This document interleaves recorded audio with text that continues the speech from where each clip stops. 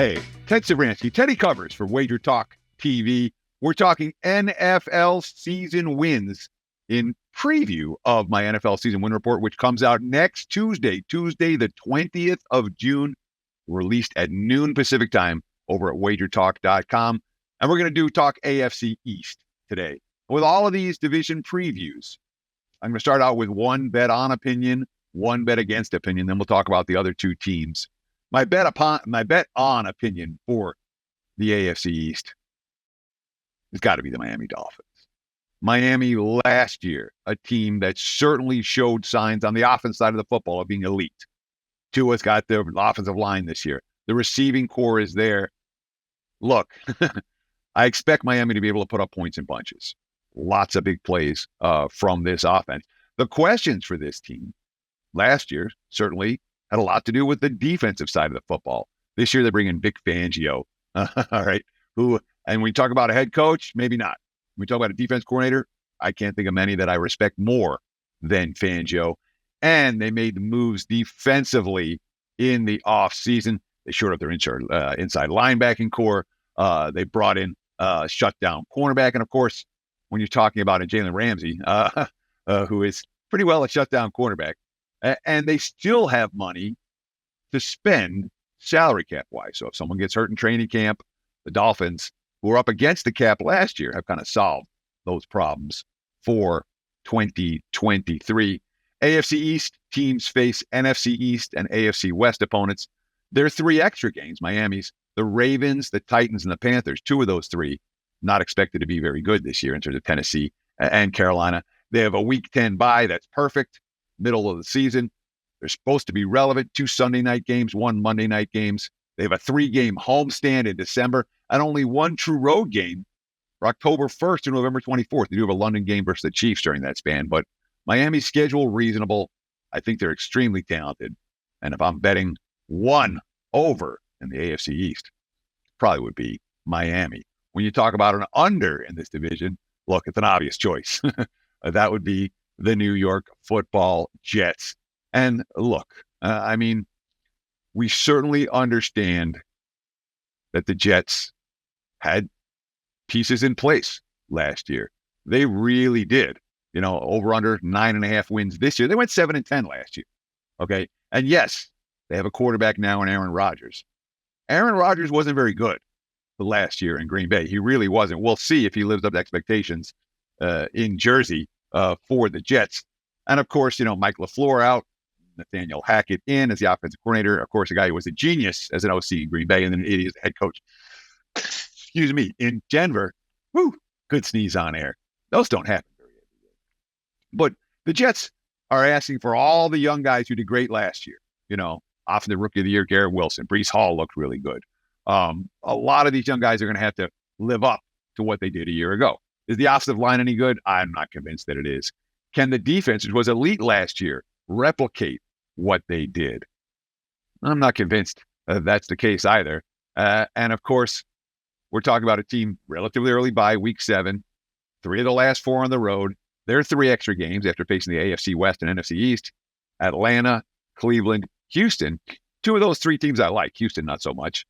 Jets are supposed to be relevant. They have 5 night games, 2 Monday night games, 2 Sunday night games, and a Thursday night football game. And they might be decent. I do not look at the Jets as a likely 10-plus win team this season. Buffalo's an interesting choice. Buffalo lined at 10.5 wins. The over's taking juice there, minus 150. They were 13-3 last year. The one game got canceled. Again, the Monday night football game against Cincinnati that we all remember. Sean McDermott returns for Buffalo. And you look at the offseason moves for the Bills. This is a team that was strapped salary cap-wise. I don't know how many teams, in terms of GM, offseason GM of the year, Brandon might get the list, might get the award. I really thought that a team going into the offseason didn't have much room to improve, didn't have a salary cap space.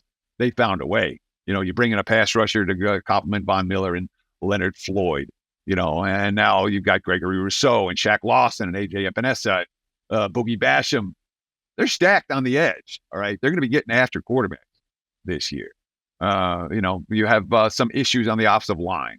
What they do? They brought in Connor McGovern from Dallas on a 3-year deal. And they brought in a rookie in the draft, one of the best guard prospect of the draft.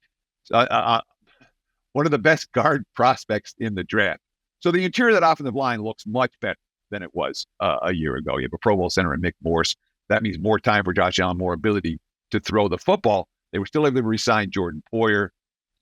This is a really good team. Their window is still wide open for a Super Bowl run. Of course, AFC East teams play NFC East and AFC West.